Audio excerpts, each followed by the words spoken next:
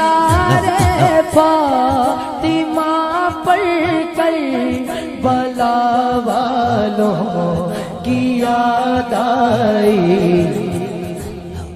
मदीने जिसके पास petrol missile की कोई कमी नहीं, जो पूरी दुनिया में दादागिरी करने में मशहूर है, अमेरिका से लेकर यूरोप और न जाने कितने ममालिक एक साथ खड़े हैं। क्या कभी आप ये नहीं सोचते, हमारी आंखें तो बहती हैं, दर्द तो होता है, तकलीफ तो होती है, लेकिन प्राउड फील भी होता है कि इतने सारे कुत्ते अगर भौंक रहे हैं तो एक छोटे से इलाके के लिए, छोटे से इलाके के लिए महीने भर 40 दिन से जंग करके तबाह कर डाला, बम बारूद से पूरे शहर को राख कर डाला। लेकिन मेरे अजीजों, मेरी इस गुफ्तगू को याद रखना, चंद दिन आएंगे फिर देखना आप उन्हीं गज्जा के बच्चों के हाथों में परचम इस्लाम लहराता हुआ देखेंगे, और उन जालिमों के आंखों से आंखें मिलाकर बात करने वाले जवानों को पूरी दुनिया आलोचना कर रही है, तनकीद कर रही है, ये बच्चों के कातिल हैं। एक नुक्ते की बात अर्ज कर रहा हूं, हॉस्पिटल पर बम गिरा देते हैं। आपको पता है फिलिस्तीन में अभी तकरीबन 8000 बच्चे मारे गए, जिनकी उम्र 6 महीने, साल भर, 2 साल, 4 साल, 5 साल। बच्चों को कोई भी निजाम से ताल्लुक रखने वाला हो रहम की नजर से देखता, किसी भी धर्म वाला हो, लेकिन ये जालिम क्यों बच्चों को मार रहे हैं पता है?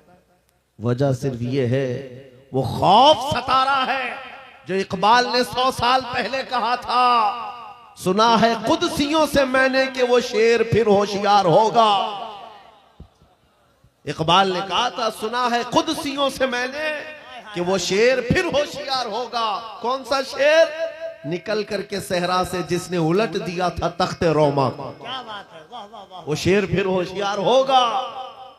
ये इजराइली वही काम कर रहे हैं जो इनके बाप दादा फिरौनी ताकत किया करते थे। फिरौन को नुजूमियों ने बताया था कि एक बच्चा पैदा होगा जो तेरी सल्तनत को हिलाक कर देगा, और इस खौफ से उसने 1 साल के अंदर 12,000 बच्चों को कत्ल कर डाला था। नुजूमियों ने बताया था फिरौन के ख्वाब की ताबीर में 12,000 बच्चों को कत्ल कर डाला, लेकिन जो बच्चा इसकी सल्तनत को हिलाक करने वाला था वो मूसा अलैहिस्सलाम थे। पैदा भी हुए और फिरौन के घर में ही अल्लाह ने उनको पाला। आपको पता है, तफसीर उठा करके देख लें, जब हजरत मूसा अलैहिस्सलाम की माँ, उनकी विलादत का वक्त करीब आया तो तहखाने में गई, बेटा पैदा हुआ। हालात ऐसे थे कि फिरौन जो भी बच्चा पैदा होता ज़बह कर देता था। कुरान में आया, युज़ब्बिऊन अब्नाअहुम व यस्तहयून निसाअहुम। लड़की पैदा होती तो जिंदा छोड़ देते थे, बेटा पैदा होता तो ज़बह कर देते थे। अब मूसा अलैहिस्सलाम जब पैदा हुए तो क्या किया? खुदा की तकदीर और उसकी हिकमत के फैसले आपको मैं बता रहा हूं, तफसीर से ताल्लुक रखने वाली बात। अल्लाह ताला ने मूसा अलैहिस्सलाम की माँ के दिल में ये बात डाला कि एक लकड़ी के संदूक में इनको रख करके दरिया में बहा दो। और रबतना अला कुलूब, अल्लाह ताला फरमाता है कि हमने उनके दिल को बांध दिया, मजबूत किया। किसको? हजरत मूसा की माँ को। उन्होंने एक संदूक में मूसा अलैहिस्सलाम को रखा और दरिया में बहा दिया। मूसा अलैहिस्सलाम की बड़ी बहन बहते हुए संदूक का पीछा करते हुए जा रही थी, देख रही थी कहां गया है संदूक। सीधे फिरौन के बागीचे के किनारे जाकर लग गए। फिरौन की औलाद नहीं थी, फिरौन की बीवी वो बागीचे में टहलने आई थी, देखा एक संदूक आकर लगा है, गुलाब जैसा हसीन बच्चा है, उठा लिया, प्यार किया और लेकर के आई। फिरौन से कहने लगी कि हम इसको अपना बेटा क्यों ना बना ले। पहले फिरौन तो डरा कि कहीं वो मेरी सल्तनत को हिलाक करने वाला बच्चा ये तो नहीं है। बीवी ने कहा, कैसी बात करते हो, ये तो दरिया से बहकर के आया है, तुम्हें पता नहीं मौला कहां से बहाकर तुम्हारी हिलाकत को लाए। तुम्हारी हिलाकत कहां से आएगी तुम्हें अंदाजा भी नहीं है। सुनो मेरी बात को। फिरौन ने बीवी की बात मान ली। मूसा अलैहिस्सलाम की परवरिश फिरौन के घर में हो रही है, फिरौन के घर में, और वो भी किस शान से। मूसा अलैहिस्सलाम पैदाइशी बच्चे हैं, दूध पिलाने की बात आई तो किसी दाया का दूध आप पकड़ते नहीं। मूसा अलैहिस्सलाम की बहन भी वहां खड़ी सब देख रही थी। फिरौन की बीवी से कहा, मैं एक दाया को जानती हूं जिसका दूध हर बच्चा पकड़ लेता है। कहा बुला लाओ, हम शाही खजाने से उसे इनाम भी देंगे। वो गई और अपनी माँ को ले आई, अपनी माँ को ले आई। मूसा अलैहिस्सलाम अपनी माँ के गोद में गए, जैसे ही सीने से लगाया दूध पीने लग गए। बादशाहत में खुशी, और मूसा अलैहिस्सलाम की माँ को इनाम और इकराम भी दिया गया। हर बच्चे की परवरिश के लिए मूसा अलैहिस्सलाम की माँ को फिरौन के घर में रखा गया।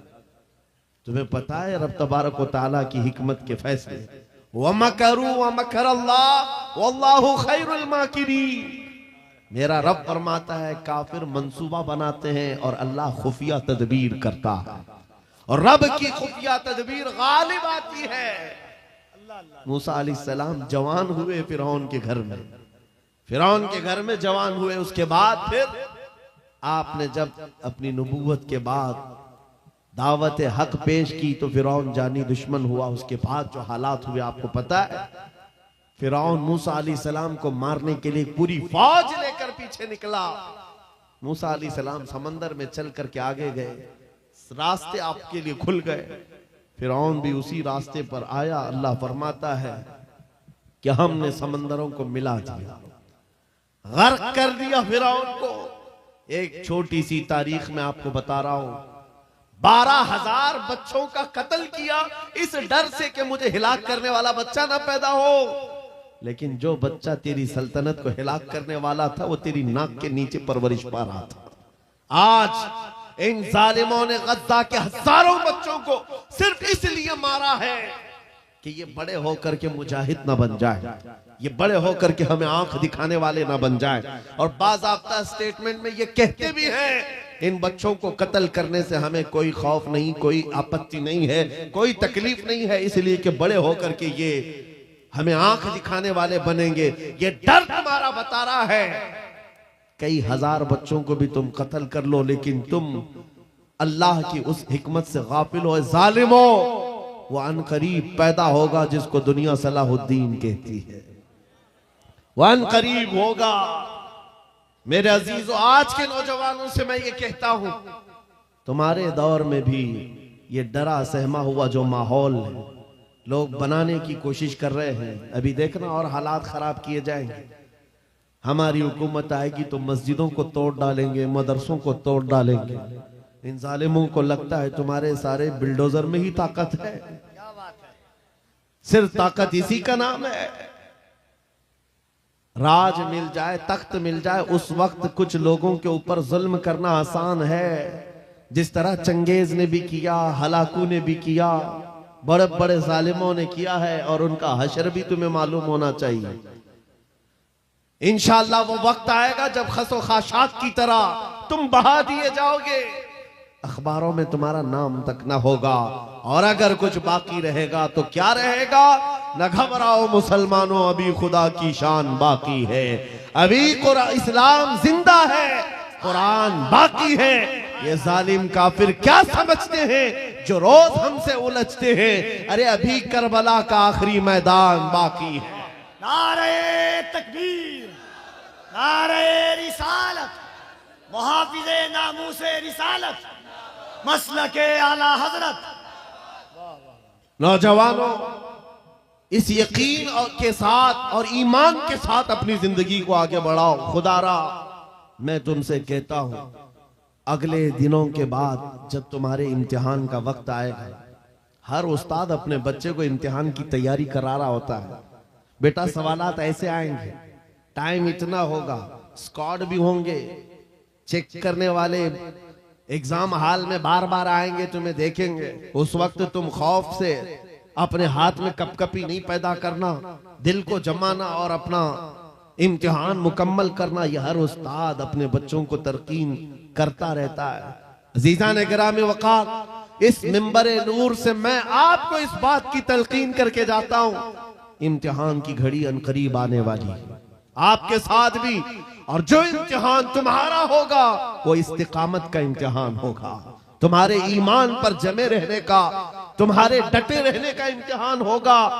देखना बहुत सारे पार्टी बदल लेंगे, बहुत सारे मसलहतों के पर्दों में छुप जाएंगे, बहुत सारे लोग किसी की धोती में पना ले रहे होंगे, कोई किसी की साड़ी में पना ले रहा होगा, लेकिन जो आशिक मुस्तफा है वो बढ़ चढ़ करके ये ऐलान कर रहा होगा अपना सब कुछ गुंबद खजरा कल भी था और मेरे नबी से मेरा रिश्ता कल भी था। और बस इस बात के साथ तुम्हें जमे रहना है, यकीन के साथ, एतमाद के साथ। अज़ीज़ान गिराम वक़ार, कौन सी ऐसी ताकत है, कौन सी ऐसी कुव्वत है जिसने इस्लाम को खत्म किया या खत्म करने की ताकत रखती है? अल्लाह करीम जल्ल शानुहु खुद कुरान पाक में फरमाता है, युरीदूना लियुत्फिउ नूरल्लाहि बिअफ़वाहिहिम व यअबल्लाहु इल्ला अन युतिम्मा नूरह। अल्लाह फरमाता है ये जालिम अपने मुंह के फूंकों से इस्लाम के चिराग को बुझाना चाहते हैं और अल्लाह तबारक व तआला इस चिराग को मुकम्मल करके रहेगा। दीन इस्लाम, अभी आप सुन रहे थे, इस्लाम था, इस्लाम है, इसके साथ कुछ नहीं होना है, आपका इम्तिहान होना है।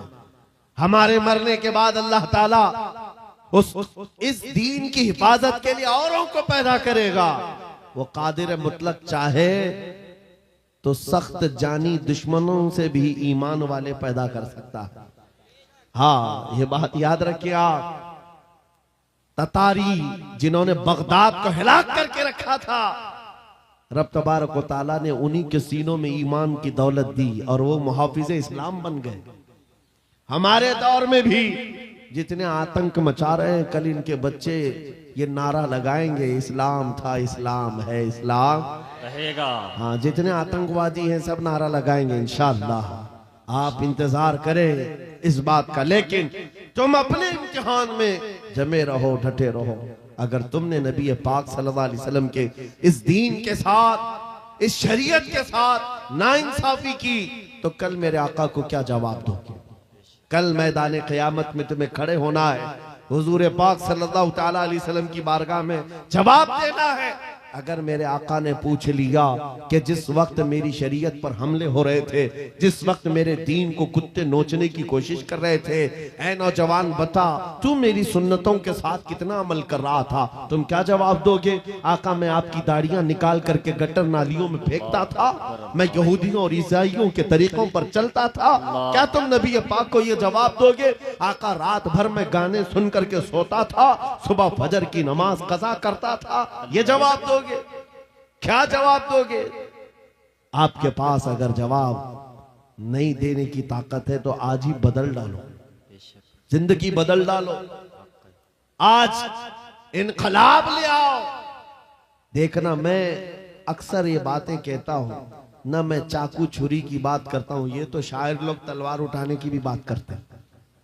हाँ, ये कहते भी हैं समझौता नहीं होगा, तलवार उठ जाएगी। मैं तो तलवार की भी बात नहीं करता। अरे प्लास्टिक का ब्लेड भी रख लो तो कल को हमको ये आतंकवादी घोषित कर दे, बम बारूद